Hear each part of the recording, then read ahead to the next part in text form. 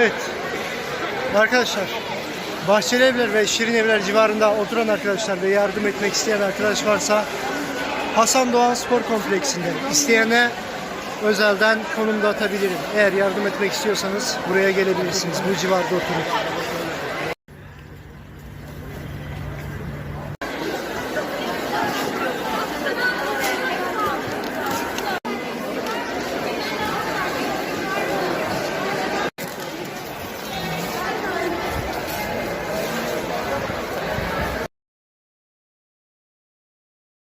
Çuvallar geldi. Neyle devam etsinler?